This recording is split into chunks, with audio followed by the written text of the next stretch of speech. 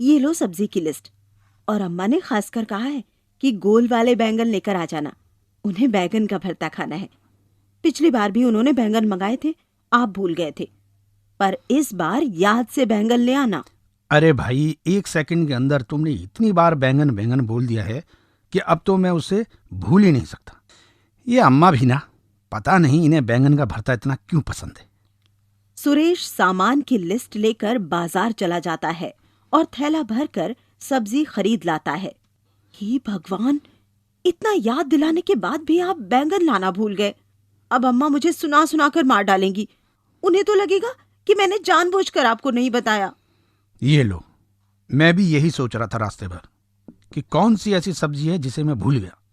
अच्छा, तुम एक काम करो, ये सामान देखो, मैं भागकर बैंगन खरीद लाता हूँ। सुरेश वापस बाजार की तरफ चल देता है। अंधेरा हो चुका था। तभी उसे एक आदमी अपनी रेहड़ी को लाते हुए दिखाई देता है। उसकी रेहड़ी पर केवल 2 बैंगन रखे थे। अरे भाई, बैंगन कैसे दिए? अरे बाबूजी, सारे बैंगन बिक गए हैं, बस ये 2 बचे हैं। इनका क्या मोल भाव करना, 20 रुपए में ले जाओ। ये लो भैया, 20 रुपए पकड़ो और ये दोनों बैंगन दे दो। अगर आज बैंगन घर नहीं पहुंचे तो मेरी माँ तो मेरा बैंगन का भरता बनाकर खा जाएगी।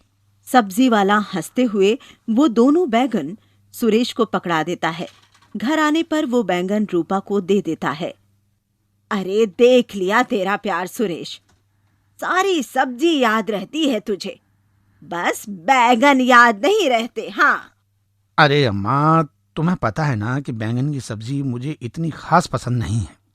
तुम्हें न जाने सब्जी में ऐसा क्या मिलता है। हाँ हाँ, अब तो तू ऐसा ही बोलेगा। रूपा, अरे ओ रूपा, अब रात हो गई है, अभी रहने दे। कल सुबह तू मेरे लिए चटपटा सा बैंगन का भरता बना देना, ठीक है? ठीक है अम्मा। अगले दिन सुबह। देखो भाई, मेरे ऑफिस के लिए तुम टिफिन में कुछ और बनाकर दे देना। भगवान के वास्ते वो बैंगन का भरता तो बिल्कुल मत देना। अम्मा के लिए दोपहर में बना देना। हाँ हाँ, सबको बस यही लगता है कि इस घर में सबसे ज्यादा फ्री मैं ही हूँ। अभी कुछ बनाऊंगी, दोपहर में कुछ और बनाऊंगी। अच्छा, तो तुम एक काम करो, दोनों सास बहू बैठकर बैंगन का भरता खाओ। मैं ऑफिस में ही कुछ मंगाकर खा लूंगा।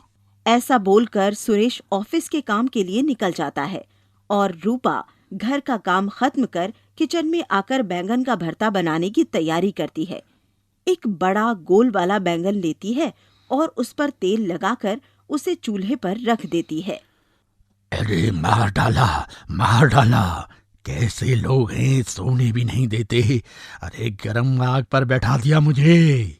बैंगन को उछलता हुआ देखकर रूपा डर कर किचन से बाहर निकल आती है। बैंगन अपने आप को आग से हटाकर ठंडे पानी में डाल देता है। तभी रूपा डरते डरते रसोई में आती है। अब वहां पर खड़े खड़े क्या देख रही हो? मैं ठंडे पानी में ठंड से कांप रहा हूँ। मुझे निकाल कर किसी कपड़े से पोंछ तो दो। भूत, भूत, ये बैंगन नहीं, ये तो भूत है। अरे जरा आंखें खोल कर देखो, मैं बैंगन ही हूँ, कोई भूत नहीं हूँ। ठंड के मारे अकड़ गया हूँ, जरा मुझे कपड़े में डाल दो। रूपा रसोई से भागने को हो ही रही थी, तभी वो बैंगन उससे रिक्वेस्ट करता है कि वो गलती से ज्यादा ठंडे पानी में गिर गया है, उसे बाहर निकाल ले। रूपा डरते डरते उस बैंगन को बाहर निकालकर कपड़े से पोंछ देती है। शुक्र है, अब मैं अच्छा महसूस कर रहा हूँ। तुमने भी गजब कर दिया। आओ देखा ना ताओ, तेल लगाकर मुझे चूल्हे पर रख दिया है। इसमें मेरी क्या गलती है? मुझे थोड़ी पता था कि तुम बोलने वाले बैंगन हो। बोलने वाला नहीं, मैं एक जादुई बैंगन हूँ और मैं सब कुछ कर सकता हूँ। बताओ, तुम्हें कौन सा काम करवाना है? फिलहाल तो दोपहर के खाने का समय हो गया है। अगर आज अम्मा को बैंगन का भरता ना मिला तो मेरा भरता बना देंगी। बस इतनी सी बात, तो ये लो। जादुई बैंगन अपने हरे डंठल को इधर उधर हिलाता है। रूपा देखती है कि रसोई में तरह तरह का खाना बना रखा हुआ है, जिसमें बैंगन का भरता भी है। तभी अम्मा रसोई में आती है। अरे रूपा, क्या कोई मेहमान आने वाला है? तूने तो मुझे बताया ही नहीं। इतना सारा खाना और वो भी इतना स्वादिष्ट, लाजवाब।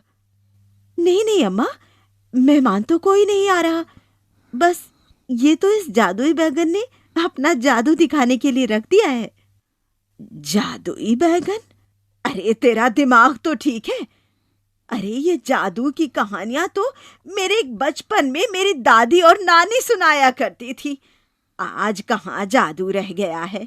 आज तो टीवी चलता है, फोन चलता है, जादू थोड़े चलता है। अरे अम्मा, जादू भी चलता है। सही से देखो, मैं जादुई बैंगन हूँ। बैंगन की आवाज सुनकर बैंगन की तरफ देखती हैं और उछल पड़ती हैं। क्या हुआ अम्मा, तुम तो चौंक गई? देख लिया, अब भी जादू चलता है। ये भगवान, ये मेरी आंखें क्या देख रही हैं? ये तो सचमुच में जादुई बैंगन है। कैसे पटर पटर बोल रहा है। अम्मा, बोल ही नहीं रहा हूँ, बल्कि इतना स्वादिष्ट खाना भी लगा दिया है। जरा खाकर तो बताओ। रूपा और अम्मा खाना खाने बैठ जाते हैं। खाना इतना लाजवाब था कि वो दोनों भूख से ज्यादा ही खा लेती हैं। हे भगवान, इतना सारा खाना खा गई हूँ कि पेट भी फटने को हो रहा है। अम्मा बिल्कुल सही कह रही हो, मेरी भी ऐसी ही हालत हो रही है। अरे मेरे होते हुए परेशान होने की जरूरत नहीं है। वो खाना तो मैं अभी छूमंतर कर देता हूँ। थोड़ी ही देर में वो दोनों अपने आप को पहले जैसा महसूस करती हैं। अच्छा, तो तू जादुई बैंगन है, ये तो मैंने देख लिया। लेकिन इस खाना वाना बनाने के अलावा और क्या जादू जानता है? अम्मा, आप बताओ, आप कौन सा जादू देखना चाहती हैं? मेरे गांव में बड़ा सा हिंडोला लगा करता था झूलने के लिए। मुझे वो बहुत पसंद है, लेकिन जब से शहर में आई हूँ, यहाँ न जाने कैसे कैसे झूले होते हैं, बस वही नहीं मिलता। मेरी बड़ी इच्छा है मरने से पहले एक बार उस झूले पर झूल लूं। हाँ, बस इतनी सी बात? चलो ठीक है, आप अपनी आंखें बंद करो। अब अम्मा जैसे ही अपनी आंखें बंद करती हैं, अपने आप को हिंडोले पर पाती हैं। जी भरकर झूलने के बाद अम्मा खुश हो जाती हैं और बैंगन से कहती हैं कि वापस घर चलो। शाम को जब सुरेश घर आता है तो बड़ा परेशान था। क्या हुआ? इतना परेशान क्यों लग रहे हो? तबीयत तो ठीक है ना? हाँ, तबीयत को तो कुछ नहीं हुआ है, बस आज ऑफिस में बहुत इंपॉर्टेंट फाइल गुम हो गई है। अगर वो कल सुबह तक मुझे नहीं मिली तो मेरी नौकरी चली जाएगी। ऐसा लग रहा है जैसे किसी ने जानबूझकर उस फाइल को गुम कर दिया। भगवान न करे आप पर कोई मुसीबत आए। सुरेश परेशान होकर इधर से उधर घूम रहा था। रूपा चाय बनाकर ले आती है। तभी उसे अचानक जादुई बैंगन की याद आती है और वो सुरेश से कहती है, आप बिल्कुल चिंता मत करो, मैं अभी जादुई बैंगन से पूछकर बताती हूँ कि आपकी फाइल कहाँ पर है। देखो रूपा, यह मजाक का समय नहीं है। कौन सा जादुई बैंगन? तभी रसोई में से बैंगन उछलता उछलता ड्राइंग रूम में आ जाता है और सुरेश से कहता है, क्या बात है दोस्त, अपने हाथों से मुझे देखभाल कर घर लेकर आए और भूल गए। चलो वो सब तो हम बाद में बैठकर बात करेंगे। अच्छा, तो तुम्हारी परेशानी ये है कि तुम्हारी इंपॉर्टेंट फाइल गुम हो गई है। तुम्हारा अंदाजा बिल्कुल सही है। तुम्हारा ही दोस्त किशोर ने वो फाइल उठाकर अपनी ऑफिस की टेबल की ड्रॉ में रखी हुई है। किशोर ने? मैं तो उसे अपना अच्छा दोस्त मानता हूं। आखिर उसने मेरे साथ ऐसा क्यों किया? क्योंकि उसे पता था कि फाइल के दिखाने के बाद तुम्हारी प्रमोशन पक्की है, जबकि उसकी अभी प्रमोशन दूर दूर तक भी नहीं है। खैर, तुम इन सब बातों को छोड़ो। कल सुबह जब तुम ऑफिस जाओगे, वो फाइल तुम्हें अपनी टेबल पर मिलेगी। तुम्हारा बहुत बहुत धन्यवाद दोस्त, तुम्हारी वजह से मेरी नौकरी बच गई। धन्यवाद देने की जरूरत नहीं है, ये तो मेरा काम है जिसमें मुझे बहुत मजा आता है। वैसे बड़ी हैरानी की बात है, उस दुकान वाले के पास में 2 ही बैंगन थे, उन्हें मैं ले आया। उसमें से एक जादुई बैंगन है, लगता है मेरी किस्मत बहुत अच्छी है।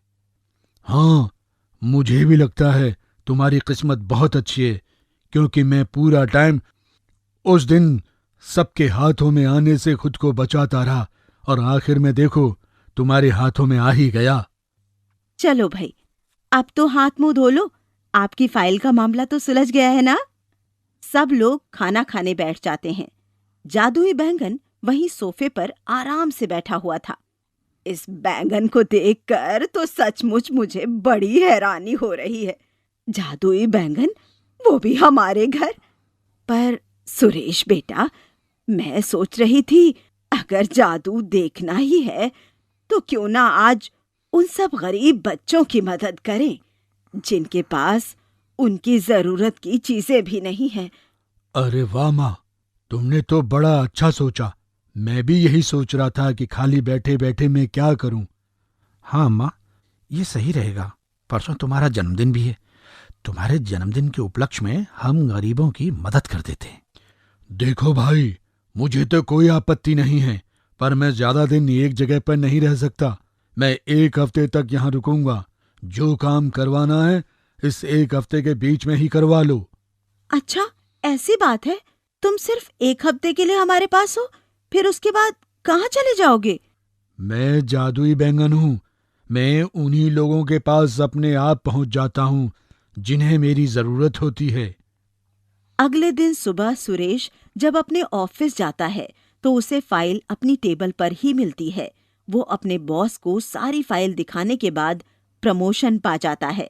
घर आने पर वो बहुत खुश था और अगले दिन वो जादुई बैंगन की मदद से अपनी माँ के जन्मदिन पर सभी बच्चों को अच्छे अच्छे उपहार गिफ्ट देता है और बहुत सारे जरूरतमंद लोगों की मदद करता है। जादुई बैंगन भी कुछ दिन सुरेश के यहाँ रहने के बाद अपने आप एक रात वहां से गायब हो किसी और दूसरे जरूरतमंद के पास चला जाता है।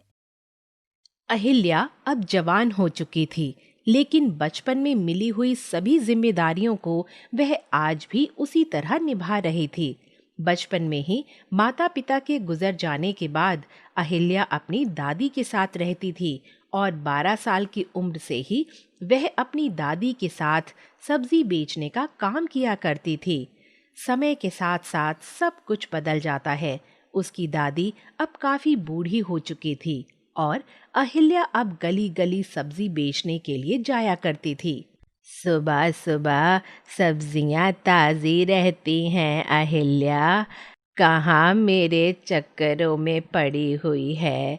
अरे मेरे इतने हाथ पैर चलते हैं कि मैं अपना सामान उठा सकती हूँ। जा बेटा, जल्दी जा, काम को देर हो रही है। हाँ हाँ, बस करो दादी, मुझे पता है मेरे बाद घर में तुम कितने काम करती हो। चुपचाप यहीं बैठी रहती हो पूरा दिन। तुम्हें पता है मुझे तुम्हारी कितनी चिंता रहती है, इसलिए ये खाना पीना सब मैं यहाँ टेबल पर रख कर जाती हूँ। मेरी प्यारी दादी को किसी भी चीज़ की ज़रूरत हो तो वह उसे अपने पास ही मिले। ना जाने कौन से पुण्य किए होंगे मैंने जो तेरी जैसी पोती मिली है। अब तो कोई राजकुमार आए और तेरी शादी हो जाए। दादी, अपनी आँखों से वही सपने देखो जो पूरे हो सकते हैं। ये गरीब की कुटिया है, यहाँ कोई राजकुमार नहीं आने वाला। चलो, अब मैं चलती हूँ। अहिल्या अपनी दादी को प्रणाम कर घर से निकल जाती है और सब्जी बेचने के लिए गली गली घूमने लगती है। सब्जी ले लो, सब्जी, ताज़ा ताज़ा सब्जी, आलू, बैगन, भिंडी, तोरी, सब्जी ले लो, सब्जी, सब्जी वाली। अरे ओ सब्जी वाली, जरा इधर तो आ। क्या सब्जी है आज तेरे पास? आपको क्या चाहिए जीजी? मेरे पास तो आलू, बैगन, भिंडी, तोरी, हरा धनिया सब कुछ है। 2 बैगन दे दे, बढ़िया सा भरता बनाना है। अभी लो, इतने ताज़ा बैगन है कि भरता बड़ा मस्त बनेगा। हरा धनिया और हरी मिर्च भी दे दूं क्या? बगैर हरे धनिया और मिर्च की तो भरता बनने से रहा। ला, 10 रुपए का वो भी दे दे।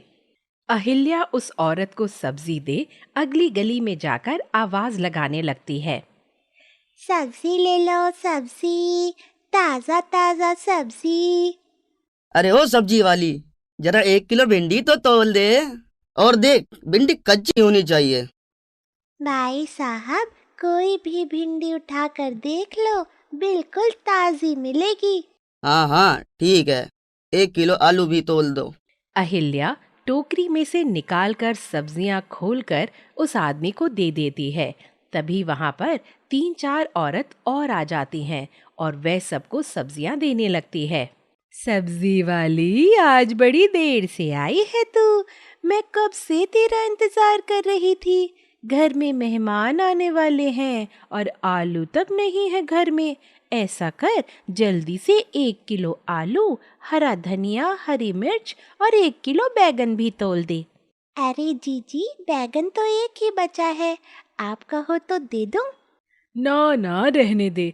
तेरे एक बैगन से मेरे इतने बड़े कुनबे का भोजन नहीं बन पाएगा। औरत सब्जी लेकर घर के अंदर चली जाती है और पैसे लाकर अहिल्या को दे देती है। अहिल्या अपनी चुन्नी के कोने को खोलकर उसमें पैसे बांध लेती है और चलते चलते जब वह काफी थक जाती है तो एक मंदिर के बाहर बैठ जाती है। चलो, भगवान का शुक्र है, आज सारी सब्जियां हाथों हाथ निकल गईं। अब ये एक बैगन बचा है। मैंने सुबह ही एक बैगन की सब्जी बनाई है, अब तो मन भी नहीं कर रहा। ऐसा करती हूँ, यहाँ मंदिर में रख देती हूँ, पुजारी के काम आ जाएगा या वो किसी और को दे देंगे। यह सोचकर अहिल्या बैगन को लेकर मंदिर में भगवान शिवलिंग के पास रख देती है। तभी उसे आवाज सुनाई देती है। भगवान के दर्शन हो गए मुझे तो। क्या ओहो भाग्य पाए हैं मैंने।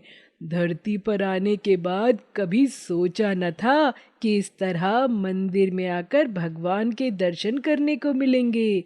अहिल्या, तुमने तो मेरा मन खुश कर दिया। मांगो तो सही, क्या चाहिए? हे भगवान, ये मैं क्या देख सुन रही हूँ। सब्जियाँ भी कभी बोलती हैं। जरूर बैगन के अंदर कोई भूत होगा। नहीं नहीं नादान लड़की, मैं तो ये जादुई बैगन बोल रहा हूँ। मैं एक जादुई बैगन हूँ और आज तुम्हारी वजह से मैं आज मंदिर में भगवान के दर्शन कर पाया हूँ। मैं सब काम कर सकता हूँ। मुझे उठा लो अहिल्या, अपने घर ले चलो। आज के बाद मैं तुम्हारे साथ रहूँगा। तुम्हें जिस भी चीज की जरूरत हो मुझे बताना। तभी अहिल्या देखती है कि एक बूढ़ी औरत मंदिर में आती है और भगवान के आगे हाथ जोड़कर रोने लगती है। कितना तिरस्कार करवाएगा भोलेनाथ। 2 दिन से भूखे घूम रही हूँ। जिसके दर पर जाती हूँ सब मुझे लताड़ देते हैं। तूने मुझे इस धरती पर भेजा है, तू ही मेरे जलपान का प्रबंध कर, वरना तो मैं तेरी चौखट पर अपना सर पटक पटक कर मर जाऊंगी। ऐसा तो ना कहो बूढ़ी माँ, भगवान के दर पर आकर भी इतना अविश्वास। दुनिया जहाँ से ठोकर मिल सकती है, लेकिन यहाँ भगवान के दर से नहीं। लगता है ये बूढ़ी अम्मा काफी दुखी है। इन्हें कई दिनों से खाना नहीं मिला है और ना ही इनके पास पैसे हैं। बहू बेटा ने घर से निकाल दिया है। हे भगवान, ये कौन बोल रहा है जिसने मेरे जीवन का चित्रण कर डाला? बूढ़ी अम्मा, मैं बोल रहा हूँ जादुई बैगन। अब तेरे सारे दुख के दिन बीत गए हैं। अब तू अपनी उस झोपड़ी में चली जा जहाँ तेरा बेटा बहू ने तुझे रहने के लिए दी है, और शाम को चमत्कार देख। फिलहाल तो तू पेट भर कर खाना खा, तू बहुत कमजोर लग रही है। देखते ही देखते वहां एक भोजन की थाली आ जाती है, जिसमें दाल, चावल, रोटी, सब्जी, दही और मीठा भी था। अहिल्या तो हैरान थी। वह बूढ़ी काकी भी बड़ा हैरान थी। वह भोजन करने लगी और अहिल्या और जादुई बैगन को आशीर्वाद देकर वहां से चली जाती है। जादुई बैगन के कहने पर अहिल्या उसे अपने साथ घर ले आती है। उधर शाम को बूढ़ी काकी की झोपड़ी में, हे भगवान, यह मेरा छोटा सा बक्सा इतना चमक क्यों रहा है? वह डर कर जैसे ही अपने उस छोटे से बक्से को खोलती है, हैरान हो जाती है। वह सोने से भरा हुआ था। तभी झोपड़ी में निकलती हुई रोशनी को देखकर उसके बेटे और बहू वहां आते हैं और बुढ़िया को सोने के साथ देखकर उसके पैर पकड़ लेते हैं। अरे माई, मुझे माफ कर दे। चल यहाँ झोपड़ी से, अब तुझे यहाँ रहने की जरूरत नहीं है। तू अब हमारे साथ रह। हाँ माई, हमारे साथ रह। हम जो आज तेरे साथ कर रहे हैं वही कल हमारी औलाद हमारे साथ करेगी। अगर तुम सच में पश्चाताप से चलकर यहाँ आए हो तो मैं तुम्हारे साथ चलती हूँ। हाँ, अगर तुम इस सोने के चमक को देखकर मेरे पास आए हो तो यह सोना ही काफ़ी है।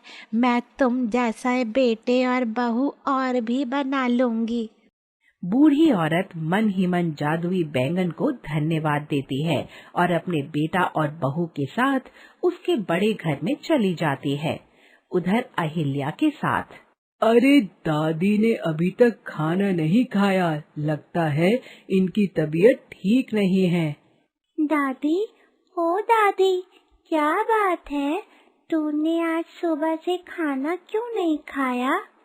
क्या करूं बिटिया, आज बिल्कुल भी मन नहीं था खाना खाने का। सुबह से बड़ी घबराहट हो रही है। बस भगवान से प्रार्थना कर रही थी कि मुझे इतनी जल्दी मत उठा।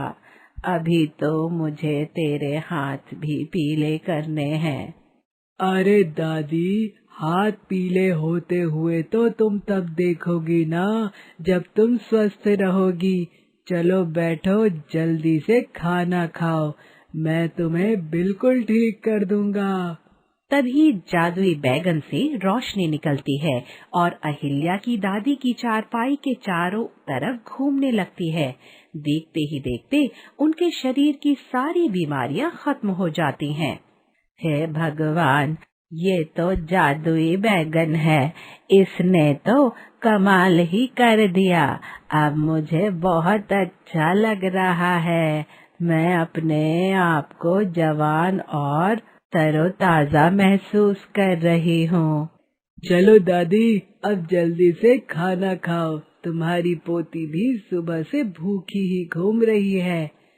वह दोनों दादी पोती खाना खाने बैठते हैं कि तभी दरवाजे पर दस्तक होती है। इस समय हमारे घर कौन आया होगा? दरवाजा खोलूंगी तो पता चलेगा ना दादी। तुम बैठो, मैं देखती हूँ। अहिल्या दरवाजा खोलती है तो देखती है सामने एक बड़ा ही सुंदर सजीला नौजवान खड़ा हुआ था। मेरा नाम प्रकाश है, क्या मुझे पीने के लिए पानी मिल जाएगा?